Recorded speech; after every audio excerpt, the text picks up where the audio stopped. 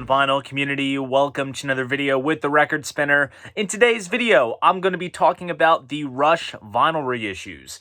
What can be said about the band Rush? They are the greatest power trio to come from Canada, and a band where each member was and is a master at their craft. You had Alex Lifeson delivering such powerful guitar riffs and adapting to whatever style the band was playing in, Geddy Lee providing infectious bass grooves and waves of mood-setting synthesizers, and then, of course, you had the late, great Neil Peart doing what he did best, and that was just simply being the greatest drummer in the world, period. They were a band that was very adaptive to whatever was going on within the musical climate of the time.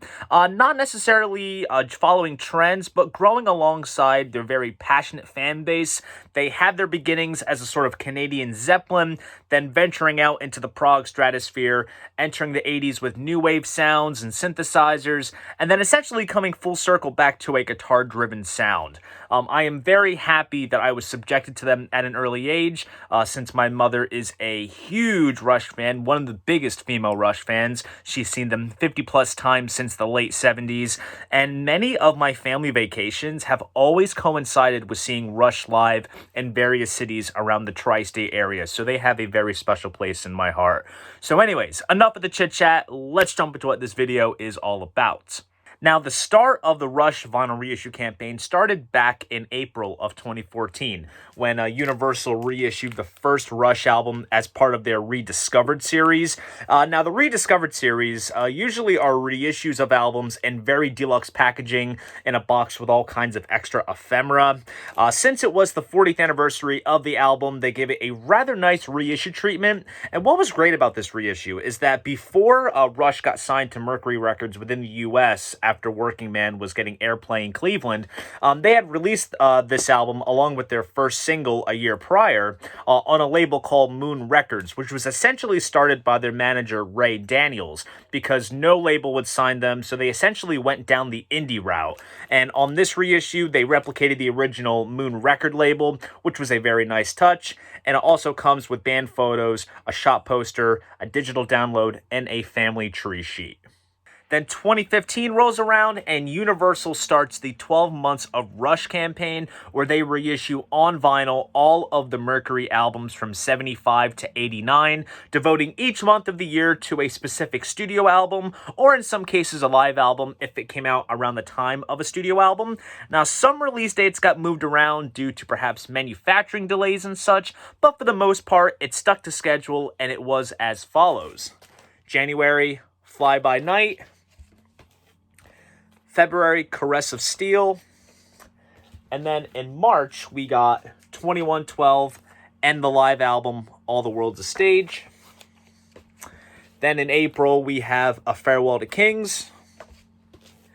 May, Hemispheres. June, Permanent Waves. And then in July, we got Moving Pictures, as well as the live album, Exit Stage Left. Then in August, we have Signals. September, Grace Under Pressure. October, Power Windows. November, Hold Your Fire. And then last but not least, for the month of December, we got A Show of Hands, the live album.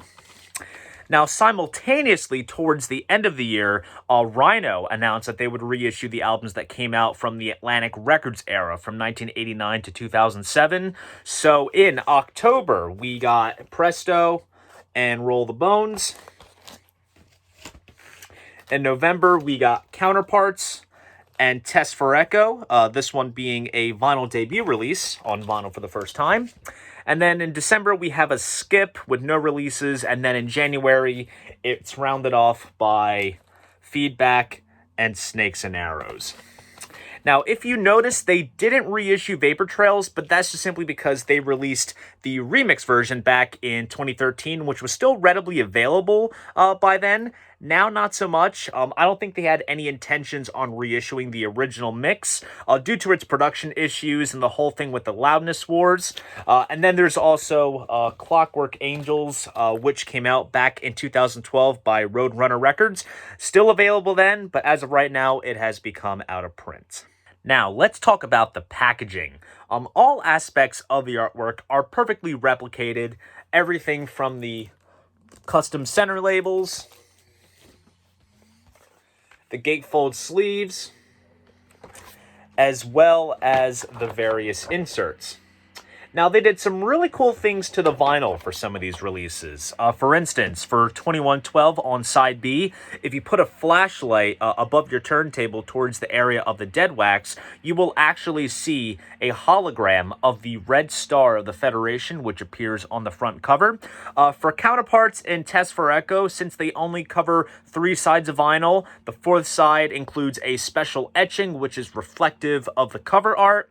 And the records themselves come in these nice sort of MoFi-esque rice paper sleeves or polyline sleeves. So that is a very, very nice touch. And then you also get download cards for all of the albums. Now, the Mercury era albums are interesting because the download cards in the US also act as a sticker, which you can just easily peel off, and it has the front of the album cover. And the download is for a MP4 vinyl rip, or a needle drop, as they say, of the album, which I think is a missed opportunity because they could have included just a basic high-res download. In the EU, the albums came with download cards that had the back on black logo on them. Not sure if these are needle drops as well, but if someone has them and knows, please shoot me a comment down below. In terms of mastering, all of the albums, both Mercury and Atlantic era albums, were done by Sean McGee at Abbey Road Studios. The Mercury records were cut utilizing the direct metal mastering process, otherwise known as DMM. This is where instead of cutting the grooves into a lacquer, you cut it onto copper, which eliminates a couple of steps in the manufacturing process. As far as I know, the Atlantic albums were done on traditional lacquers. The reissues within the US were pressed at Quality Record pressings on 200-gram vinyl, and over in the EU, the reissues were pressed at GZ vinyl on 180-gram vinyl.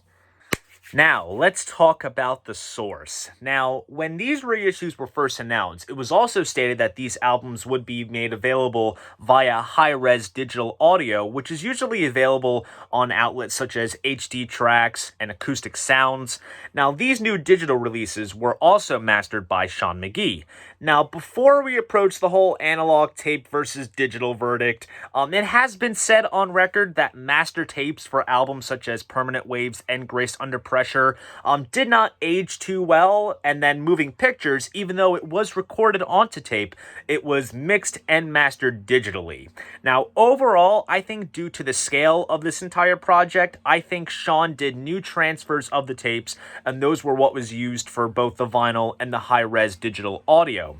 Now, as for the Atlantic catalog, Sean did new high-res digital masterings that were included on the download cards, but the high-res audio that was made available for purchase was done by Andy Van Dett, whose mastering work for the Rush Sector box sets have been questionable. Now, at the end of the day, what matters is how these pressings sound, and honestly, they sound fantastic, and many people would point to this reissue campaign as a sort of blueprint on how to do vinyl reissues. You're getting pressings that sound great, if not better than most originals, pressed at one of the greatest pressing plants in the world, and priced at modest audiophile prices. And that basically ties in with my overall verdict on these reissues, is that it was a campaign that was done successfully with the utmost care to quality and detail, and it definitely is worth upgrading your Rush vinyl collection. Now, aside from the campaigns, we have seen some other notable Rush vinyl releases. Starting in 2016, they have been doing lavish 40th anniversary sets for the studio albums, and so far we have received 2112, A Farewell to Kings, Hemispheres, and coming up, Permanent Waves. Now, these anniversary sets usually come with live material from the album cycles. Sometimes it's complete shows or assorted live recordings. 2112 and Farewell to Kings include cover renditions of the songs on those albums performed by other artists, such as Dream Theater and Steven Wilson. And while I do like the covers, including them on the anniversary releases I felt was a major misstep. They fit much better on like a a traditional tribute album. Now, maybe they could have done stereo remixes to make it more of a draw, but what is notable is that on CD, they used Sean McGee's mastering, hence the first time that they are made available on CD. As far as vinyl, they use the same metal parts from the 2015 reissues. I personally don't own these on vinyl. I have the CDs, but if you're a diehard fan, these are perhaps worth checking out. And of course, since Universal owns the company, The Sound of Vinyl, they do a bunch of limited colored pressings of albums in their catalog. So in 2018, they did a blue vinyl variant of 2112, exact same as the 2015 version with the hologram in the dead wax. They've also participated in a couple of Record Store Day events. In 2017, we got a special Cygnus X1 EP, which brings together the songs Cygnus X1 and Hemispheres together to make a little mini LP, since both songs are indeed Book 1 and 2 of the Cygnus X1 saga. Then later that year for Black Friday, we got a 7-inch for Closer to the Heart, and in 2019, we got a picture disc of Hemispheres. Now, aside from the reissues, since 2019, we have also seen vinyl debut releases of some of the more recent live albums. So far, we have got vinyl debut releases of Rush in Rio, Time Machine live in Cleveland 2011, and Clockwork Angels Tour. I have done unboxings for all of these live sets if you want to peel back on my channel and check them out. Chances are they will keep this wheel rolling and we will get some of the other recent live albums on the vinyl format. So it goes to show that after we got the big draw of the studio catalog back on vinyl, we are also getting a bunch of other cool vinyl releases from the greatest rock trio ever. So let's hope it keeps coming. So there you guys go. Those are my thoughts on the Rush vinyl reissues. What do you guys think of them? Please drop a comment down below. I'd love to know. If you enjoyed this video, please go ahead, give it a like, subscribe to the channel. And if you want to support this channel, be sure to check me out on Patreon. See you guys in the next video. And most importantly, keep the records spinning.